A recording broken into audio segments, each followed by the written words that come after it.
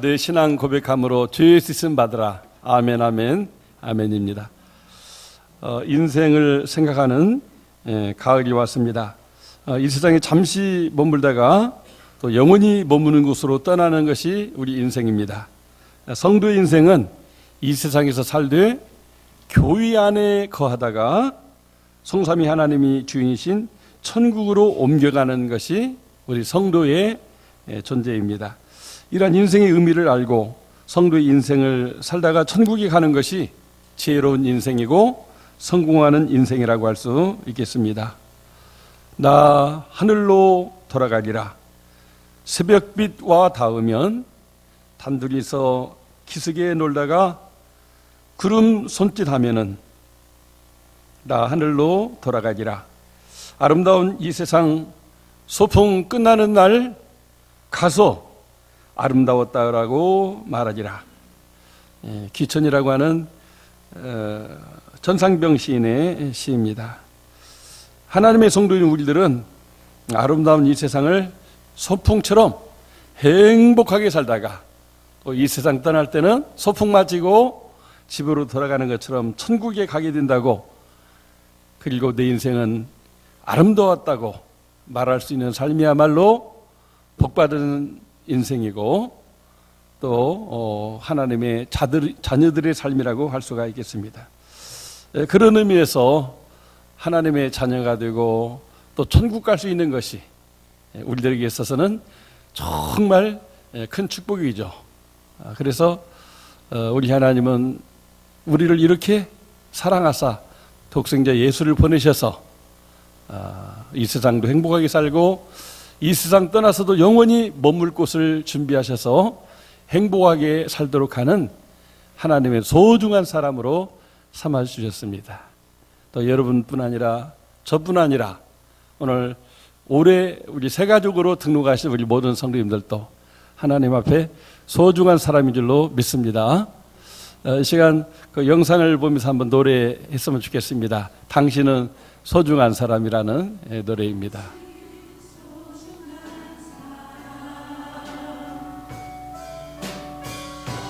당신은 소중한 사람, 이 세상에 하나뿐인 당신은 내게 너무나도 소중한 사람. 당신은 사랑해요. 그런 당신을 축복해요. 사랑받기 위해 태어난 당신은 이름으로 사랑합니다. 네, 우리 일어서서 한번 인사하십시다. 소중한 사람, 당신은 존귀한 사람. 옆 사람들 보면서 새 가족들을 또 좀 우리 한번 바라보면서 이렇겠어요. 이게 너무나도 소중한 사람, 그런 당신을 사랑해요. 그런 당신을 축복해요. 사랑받기 위해 태어난 당신을 이름으로 사랑합니다. 아멘. 네, 잘 앉으십시오. 우리가 좀 안 하던 일을 하니까 좀 익숙하지고 좀 썰렁하죠.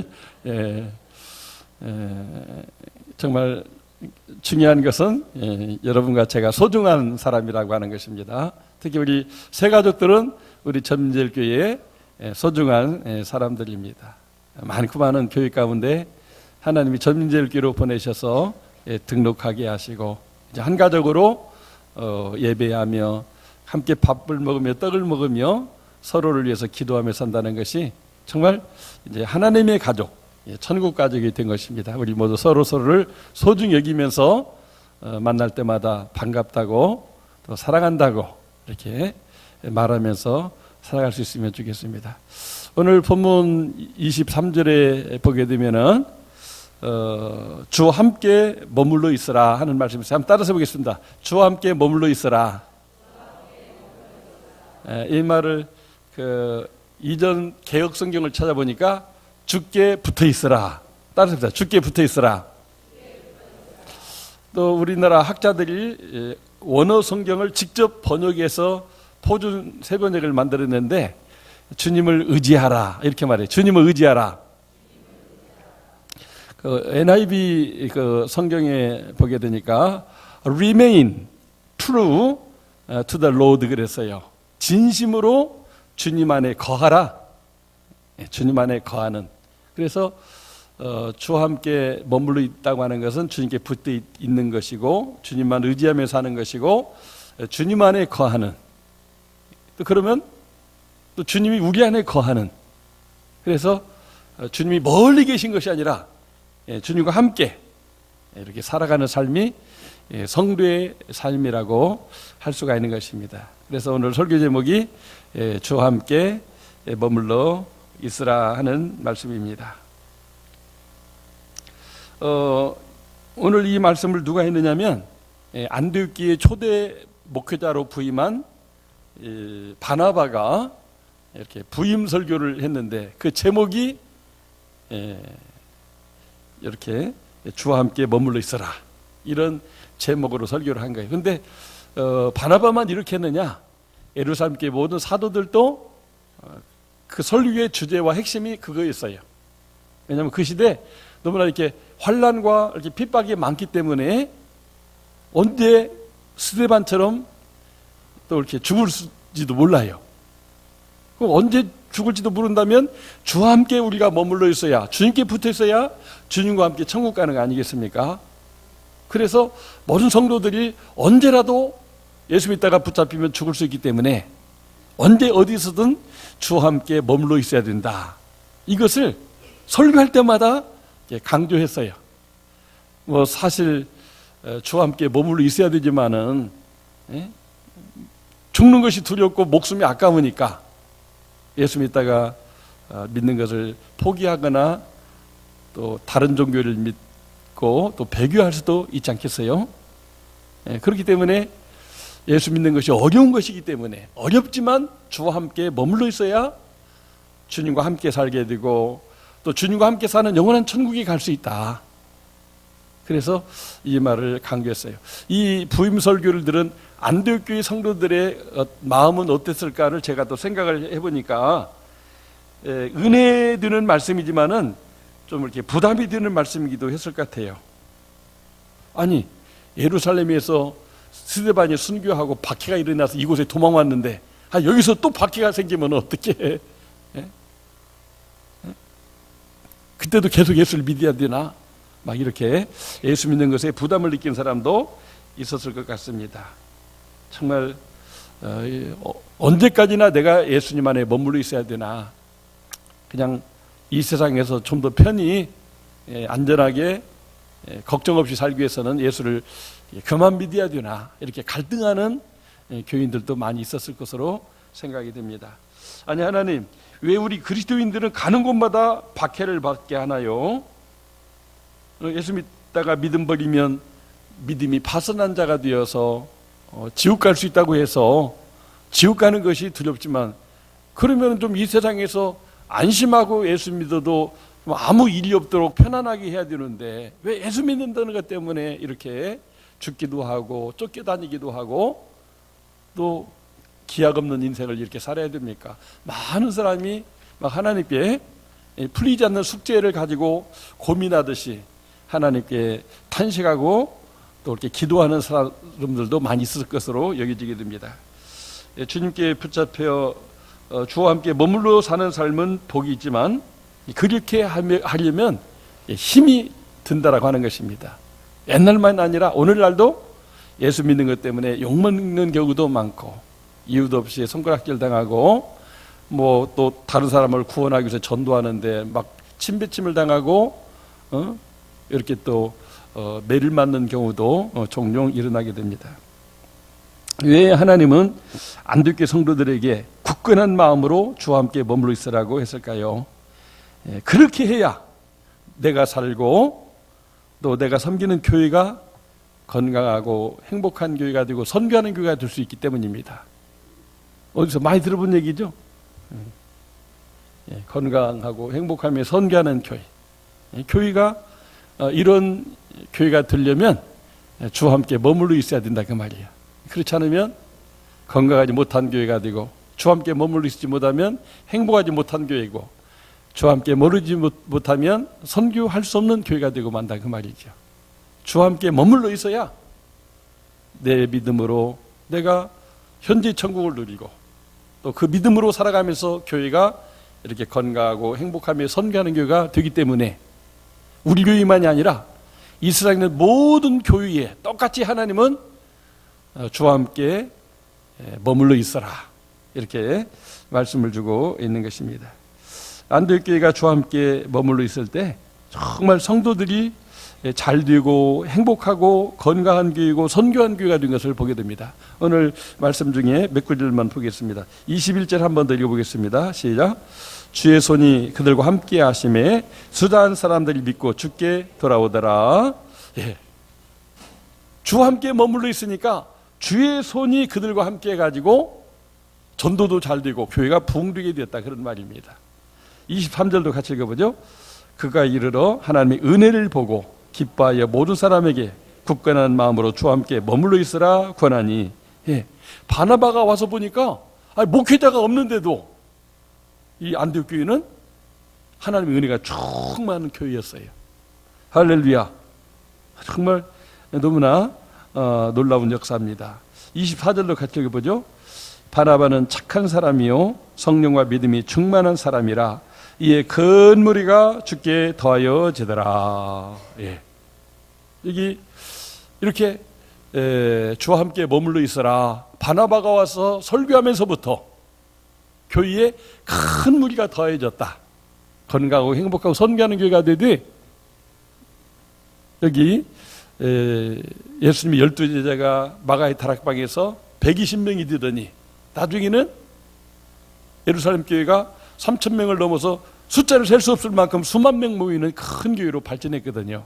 근데 그 예루살렘에서 일어났던 역사가 바나바가 와서 주님께 붙어 있어야 됩니다. 주와 함께 머물러 있어야 됩니다. 이렇게 설교하면서부터 더 큰 은혜가 임하고 더 큰 주님의 손의 역사가 있고 더 많은 사람이 예수 믿어 구원받는 구원의 역사가 있었다고 하는 것을 여기 증거하고 있는 말씀인 것입니다. 그렇습니다. 하나님은 진심으로 주님 안에 머물기를 원하면서 주님께 붙어있는 성도들을 통해서 그 자신도 이렇게 은혜 받고 그가 하는 일이 주님의 손으로 이렇게 잘 되게 되고 또 우리 주님이 역사하시니까 이렇게 교회가 큰 교회로 부흥이 되게 되는 것입니다. 하나님께서 전민제일교회를 세우시고 또 저같이 부족한 사람을 이렇게 보내어서 교회를 개척하고 섬기하셨는데 5명 저희 가족으로 시작됐지만 이렇게 100여 명이 되어서 또 구예배당을 짓고 또 300여 명이 되어서 또 교육관을 짓고 또 이제 500여 명이 되어서 또 이렇게 세배당을 짓게 되었는데 참 이렇게 계속해 큰 무리가 더해지는 그래서 어린아이 청년까지 1,000여 명이 모이는 교회가 됐어요. 안디옥 교회에 그 비전을 주셔서 우리 주님께 붙어 있읍시다. 우리 주와 함께 머무릅시다. 이 세상에서 주님과 함께 살다가 이 세상 떠나면 천국 갑시다. 이렇게 설교했더니 안디옥 교회처럼 우리 교회를 되게 하셨어요. 할렐루야. 하나님은 살아계시기 때문에 그 말씀을 붙잡고 그 말씀대로 되기를 기도하면서 주님 안에 머물러 있는 사람들을 통해 역사하시기 때문에 안디옥 교회의 역사가 또 우리 교회의 역사가 되고 또 이렇게 또 하나의 열매를 발하시는 주님 앞에 이렇게 많은 교회를 이렇게 세워가면서 선교하는 교회가 될 수 있었는데 이게 모두 하나님의 은혜요 축복인 줄로 믿습니다. 우리 교회 왔다가 목사 설교 들을 게 하나도 없네. 에이, 졸리기만 해. 아이고 왜 이렇게 교인들이 쌀쌀맞아? 아는 척도 안 하고. 아이고 찬양대 저게 찬양 제대로 준비해서 하는 찬양이야? 막 이런 원망 불평이 많아지면은 어떻게 교회 안에 머물러 있겠어요? 다 떠나가 버리지. 또 어떤 교회는 잘 부흥하다가도 갑자기 또 교회가 막 이렇게 분열되고 이렇게 다 흩어지는 그런 경우도 많이 보게 돼요. 근데 하나님은 우리 전민절 교회가 안디옥 교회의 비전으로 세워졌고 또 안디옥 교회를 섬기던 바나바처럼 정말 나 자신부터 주님께 붙어 있고 우리 온 성도가 주와 함께 머물러 있기를 원하는 기도를 하면서 함께 서로를 사랑하고 신뢰하고 존경하는 그런 교회가 되니까 이런 은혜가 있게 됩니다. 이 모든 일들 우리 하나님이 다 하신 줄로 믿습니다. 예수님은 이 포도나무 비유를 통해서 이런 진리를 말씀해 주었어요. 나는 참 포도나무요 내 아버지는 그 농부라. 그리고 너희는 그 포도나무에 붙어있는 가지다. 이렇게 설명을 해서 우리 모두는 다 이방인이었는데 유대인이 아닌데 예수님이라는 참 포도나무에 접붙여진 사람들, 우리 모두가 다 예수님께 접붙여져서 하나님의 자녀가 되고 주와 함께 교회를 이루어서 주와 함께 머무르는 사람이 되었어요. 아멘이시죠? 네. 정말 우리는 쓸모없는 사람이었어요. 들포도 맺던, 나쁜 포도 맺던. 그래서 아무 그냥 이름 없이 빚도 없이 그냥 이렇게 저렇게 한 세상 살다가 죽으면 지옥 가는 나라와 백성들이었는데 예수님이 참포도나무 되시고 선교사님을 보내서 우리들에게 예수 믿으면 구원받는다, 영접하면 하나님의 자녀가 된다 해서 우리가 예수님이 이렇게 붙여졌어요. 그런 성도들이 이 대한민국에 1,000만 명이 있다고 하는 것은 놀라운 기적이라고 할 수가 있어요. 아멘이시죠? 예. 근데 이 1,000만 명 성도가 국가 5천만 명의 그 대한민국 사람 중에 5분의 1밖에 안 되는 적은 숫자의 교인인데 그 인구 비례에 세계에서 제일로 많은 선교사를 파송한 나라가 대한민국입니다. 할렐루야. 이게 바로 주와 함께 머물러 있는 교회, 모이기를 힘쓰고 패하기를 원치 않으며 모일 때마다 모이면 기도하고 흩어지면 전도하는 이 안디옥교회 정신을 구현하는 교회가 됐기 때문에 우리 교회도 그렇고 한국 교회도 이렇게 하나님이 함께하고 또 축복해서 수많은 인재들이 배출되어서 국가 민족을 넘어서 세계를 평화롭게 선교하게 하는 나라로 만드는 것을 보게 되는 것입니다. 할렐루야. 정말 요한복음 15장에 나오는 그런 내용처럼 우리 주님께 접붙여진 사람이니까 그 접붙여진 상태가 다시 끊어지지 않도록 해야 돼요. 그게 뭐냐면 오늘 말씀대로 주와 함께 머물러 있기를 우리가 모이기를 피하는 자들과 하지 말고 모이기를 힘쓰는 그런 마음을 우리가 가지고 신앙생활을 해야 된다고 하는 것입니다. 또 한 가지는 붙어있지 않으면 결국 어떻게 되느냐, 진액이 공급되지 않으니까 말씀의 은혜, 하나님의 그 성령의 역사가 이렇게 계속 연결되지 못하면 그 나무 가지가 나중에는 말라 비틀어지고 이렇게 부러지게 되는데 그럼 그거는 땔감밖에 못 된다고 하는 거예요. 포도나무에 가지가 이렇게 붙어 있어야 계속 진액이 공급돼 가지고 뻗어가면서 막 열매를 맺어요. 우리가 지난번 보셨죠? 풍선 열매 막 한 1,000개가 막 열매가 이렇게 달려 있는 게 있잖아요. 근데 들포도 제대로 돌보지 않은 포도는 이만하게 제대로 열매 같지도 않고 먹을 수도 없는 그런 열매가 맺히잖아요. 그래서 우리는 주와 함께 이렇게 머무는 이 교회 생활을 우리가 잘할 때 우리가 주님께 붙어있는 포도나무 가지가 되어서 그렇게 많은 열매를 맺는 복된 인생을 살 수 있게 되는 것입니다.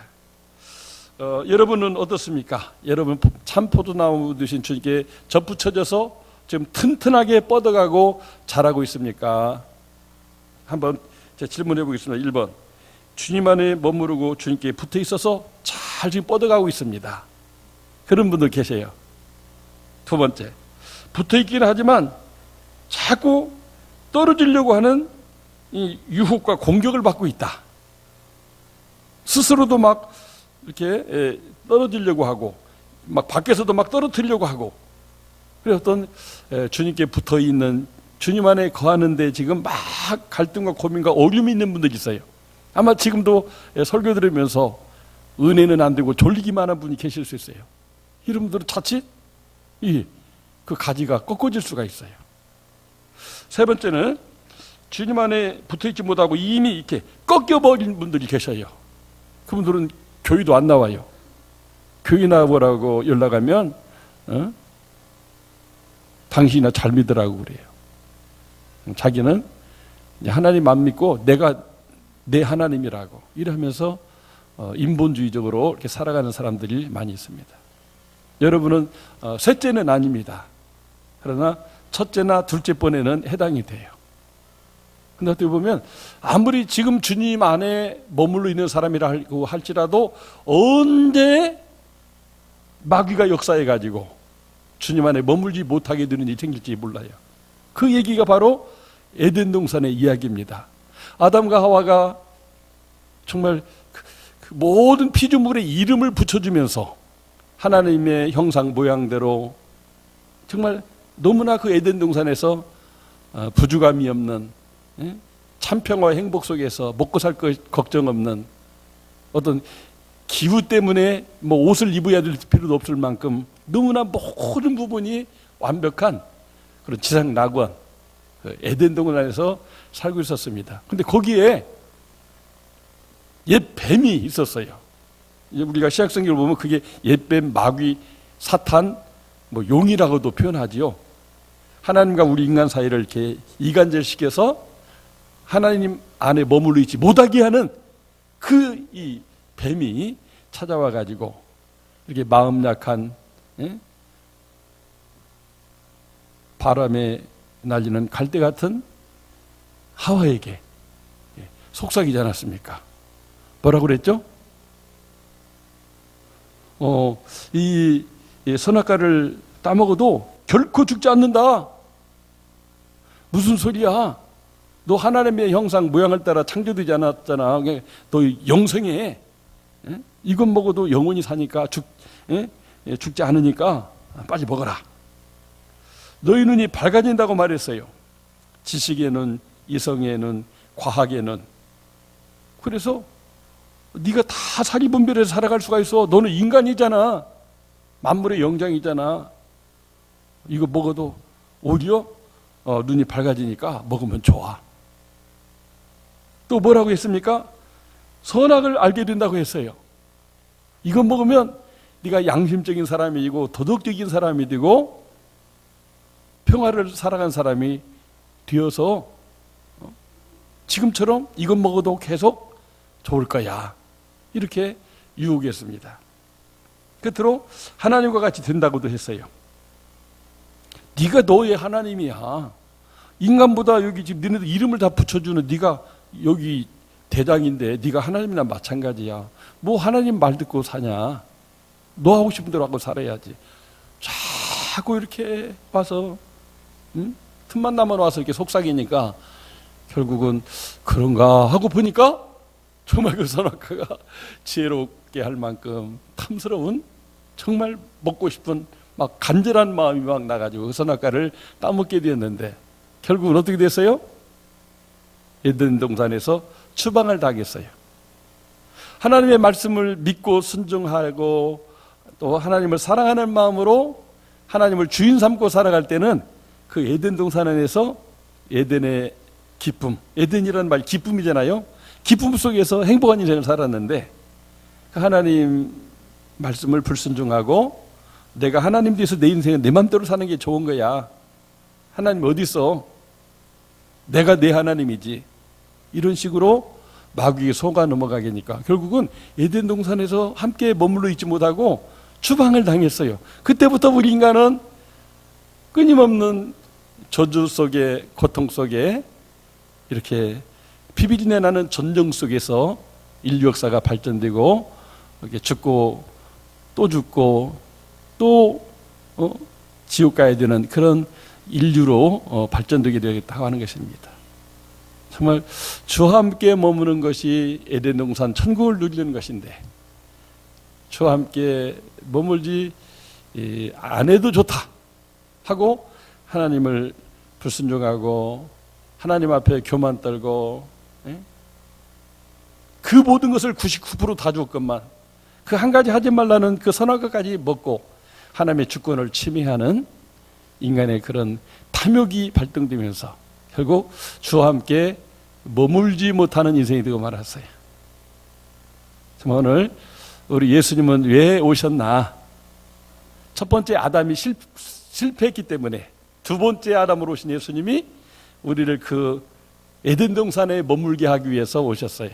자신의 십자가의 죽음을 통해서 죄값을 치르고 누구든지 예수를 믿으면 예수님을 통해서 하나님이 통치하는 예수님 피로 값주고 사신 교회 안에서 주와 함께 머물면서 현재의 천국 에덴 동산을 살게 해주셨어요. 저는 가끔 그런 생각을 해보요. 야, 에덴 동산이 과거 어디 있었는데 지금도 어디 있다면 가보면 좋겠다. 에덴 동산은 지구상에 사라졌어요. 근데 정말 예수님을 주인 삼고 하나님의 말씀의 은혜를 받으며 주님 안에서 이렇게 머물고자 하는 그런 사람들이 사는 교회가 그 에덴 동산인 것을 보게 됩니다. 저는 우리 전민들 교회가 에덴 동산이구나. 이거를 제가 느낄 때가 참 많이 있어요. 여러분도 그럽니까? 예. 속으로 기어가는 소리로 아멘. 예. 그럴 때도 있지만 그렇지 않을 때가 더 많다는 거죠. 근데 우리 주님은 항상 기뻐하라. 항상 에덴 동산을 살기를 원하세요. 믿습니까? 우리가 교회 안에 있든지 교회 밖에 있든지 항상 주님과 함께 머무르는 삶을 살면, 주님께 붙어있는 삶을 살면, 주님 안에 거하고 주님이 내 안에 거하면 항상 언제 어디서나 에덴 동산을 살게 된다고 하는 것입니다. 이 은혜가 우리 모두 있기를 주의 이름으로 축원합니다. 그래서 우리 전민들교회는 이 은혜 속에 살기 위해서 이걸 우리만 누리면 되느냐, 우리 민족을 넘어 온 세상에 함께 이 은혜를 누려야 되는데 그것을 위해서 안디옥교회가 부름받아 쓰임받은 것처럼 우리 전민들교회도 개척되고 지금으로 발전해 왔으니까 그래서 만들어진 것이 포스리 비전이라고 하는 우리 전민들교회의 비전 선언문입니다. 우리 주보 젤로 표지에 보게 되면 표 밑에 거기 나와 있어요. 같이 한번 읽어보겠습니다. 표부터 한번 읽어보겠습니다. 시작. 영적 부흥으로 민족의 동반자가 되는 건강하고 행복하며 선교하는 교회. 하박국서 3장 2절. 그 다음 시작. 예수 그리스도의 지상명령을 따라 제자훈련 받고 사역자 되어 3,000명의 영혼 구원과 300명의 사역자 양성과 30가정의 선교사 파송과 세계 기념사업을 전개하여 하나님의 나라를 가까운 곳에서부터 실현해가는 예수님이 주인이 되는 교회. 아멘. 예. 정말 예수 그리스도의 제자가 되고 사역자의 사명을 감당하면 그분들을 통해서 3,000명의 영혼 구원이 일어날 수 있다는 거예요. 이미 우리 교회에서 2,000여 명이 이렇게 세례받는 역사가 있게 되었고 300명의 사역자 중에 한 150명이 안수받고 기름 부음받고 세워졌어요. 제일로 약한 부분이 30가정의 선교사 파송인데 이게 쉽지 않은 일이에요. 한 가정의 선교사를 파송할 때 인재를 보내는 일뿐만 아니라 재정을 많이 이제 후원해야 되는데 교회가 이렇게 부흥해야 되는 거죠. 보통은 한 작년 성도 1,000명에 한 가정 정도 선교사를 파송하면 좋다. 근데 우리는 이미 그 이상을 했지만 30가정은 안 됐어요. 그래서 이 부분을 놓고 막 기도하는 장로님이 계셨어요. 조금 전에 예배 끝나고 일부 예배 끝나고 목양실에서 기쁜 소식을 들었어요. 목사님, 제가 코이카 훈련을 받고 선발되어져서 세계 속에 어느 나라로 가야 될까 기도했는데 이태리 박성현 선교사님이 추천하고 가까이 왕래할 수 있는 튀니지로 결정됐습니다. 이렇게 말씀하세요. 할렐루야. 예. 모세가 80세에 주와 함께 머무르는 공동체 이스라엘 민족을 구원하기 위해서 이렇게 이스라엘 백성을 출애굽하고 시내산에 이르게 하고 가나안 땅 건너편까지 오게 했는데 이 여호수아 갈렙은 80세에 또 그들을 데리고 가나안 땅에 들어갔어요.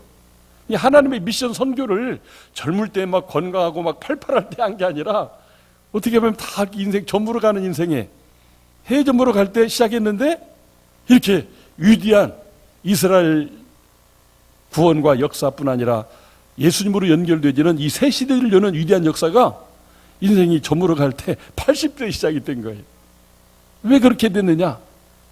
이렇게 비전을 세웠는데 이 비전이 성취돼야 되는데 다른 거는 잘 되는데 세계 기념사업 중에 중국의 교남 한인대교회 러시아에 낮에 돌리는 살림교회도 세웠는데 이 30가정 성교사 파송 왜 이렇게 안 되냐는 거예요. 그러면 내가 직장을 은퇴하고 교회에서도 이제 장로로 은퇴하게 되는데 내가 지금이라도 할 수 있으면 내가 하면 좋겠다. 이렇게 기도하는 중에 이렇게 코이카로 선발되어서 이렇게 국위를 선양하는 일을 하면서 또 개인적으로 전도 활동할 수 있는 그런 선교사로 가도록 이렇게 나라까지 결정이 됐습니다. 한 달간 빡세게 이제 훈련을 받게 되면 이제 12월 말쯤이나 내년 초 이제 튀니지로 가시게 되겠습니다. 정말 저희는 영광스럽게 그 파송의 노래를 부르면서 기도와 물질로 후원하면서 선교사로 파송해야 되겠습니다. 그렇게 보면 정말 우리가 아직도 할 일이 있어요. 끝나지 않은 것은 끝나지 않은 것이라는 말이 있어요. 끝나야 끝나는 거지. 지금 내가 살아있다는 것은 지금 진행이니까 내가 주와 함께 머물러 있는 그 삶을 살면서 주님이 내게 말씀 주시면 그 말씀 붙잡고 우리가 헌신하면 하나님이 70에 세계의 평화, 세계의 구원을 위해서 들을 수 있는 받는 사람으로 쓸 수 있다고 하는 것입니다. 저는 우리 전민들끼리 모든 성도님들이 그런 도전을 받고 또 거기에 응전할 수 있으면 좋겠어요. 역사가 터미비는 도전이 올 때 그냥 포기해버리면 아무것도 일어나지 않지만 도전이 올 때 응전하면 반드시 거기에 변화와 창조의 역사가 있다고 말씀했어요. 참 우리가 인생 70세 은퇴하고 조용히 편안하게 살아야 된다고 하는데 정말 이렇게 주님 안에 머물러 있다 보니까 너를 70이 되지만 그동안 70세까지 장로가 되어서 전민들교회에서 축도를 충성했지만 이제 너를 위해서 세계 열방구원을 위해서 한번 들어쓰고 싶다 하실 때 내가 여기 있나이다 나를 보내소서 헌신할 때 하나님이 이렇게 들어쓰시는 것을 보게 되는 것입니다. 이런 은혜가 오늘 우리 교회 새가족들에게도 임할 수 있기를 바랍니다. 또 오랫동안 신앙생활을 같이 했지만 그 나는 뭐야? 한번 자기 스스로를 한번 되돌아보는 시간이 됐으면 좋겠어요. 나도 내 인생 70까지 가족을 위해서 교회를 위해서 나라를 위해서 살다가 내 남은 70대부터 인생은 세계를 위해서 세계 구원을 위해서 세계 평화를 위해서 한번 살아보면 어떨까? 그 장로님도 그렇게 하는데 나는 못할 게 뭐야? 이렇게 오늘 도전을 받는 분이 계시면 그분이 주님과 함께 머물러 있는 삶을 계속 살아가는 한 해는 하나님께서 모세를 통해 여호수아 갈렙을 통해 하신 것처럼 그런 놀라운 역사를 이룰 수 있다고 믿습니다. 아이고 거기 가면 병원 시설도 안 좋고 음식도 안 맞고 날은 막 40도가 뜨거워져 가지고 그냥 불볕도 있는데 내가 거기서 어떻게 살아남을까? 그러면은 할 수가 없죠. 그러나 내가 하루를 그렇게 산다고 해도 그게 내 소명이라면 그렇게 하겠다. 스데반 죽이는 사람 앞에서 지금 나에게 하늘문이 열리고 있다고 기도할 때 이 사울이 바울 뒤는 역사 속에서 세계 선교가 이렇게 성공된 거 아닙니까? 우리가 그런 마음으로 살아가면 좋겠어요. 정말 주와 함께 머물러 있을 때 하나님은 놀라운 그런 하나님의 소명을 주시고 들어쓰십니다. 지난 수요일 저 일본에서 선교하시는 그 이수영 선교사님 오셔서 낮 기도회, 저녁 기도회에 이렇게 간증하고 가셨어요. 근데 그 선교사님이 원래는 뭐 선교사 되려고 해서 선교사 된 게 아니었어요. 여기 한남대학교 이렇게 일본어 학과를 공부했는데 1년간만 어학연수 갔으면 좋겠다. 어학연수를 가신 거예요. 근데 학교 다닐 때 어떤 그런 도전이 있었느냐면 그 정성균 선교사님이라는 분이 아프가니스탄 방글라시에서 이렇게 선교하다가 순직하신 순교를 하셨거든요. 근데 그런 분을 기념하는 예배를 드리면서 나도 선교사가 될 수 있을까? 아이고 나도 저렇게 세상 말로 제명이 다 못 살고 죽는 선교사 나는 못해. 그런 생각이 있었는데 막상 일본에 가 있는 동안에도 주님과 함께 머물러 있다 보니까 사방이 다 안 믿는 사람뿐이에요. 불교가 45%, 또 그 신도라고 하는 것이 뭐 46%. 그래서 예수 믿는 사람은 1%라고 하는데 실제는 0.5%밖에 안 되는 거예요. 이게 100사람 만나면 다 안 믿는 사람이야. 거기서 주님과 함께 머물러 살다 보니까 너가 일본어를 배우는데 여기서 이 많은 사람들을 구원하는 그런 일을 하면 얼마나 좋겠느냐. 그런 감동이 와가지고 아버지 다 여기 1년 더 있게 막 집안에 난리가 났습니다.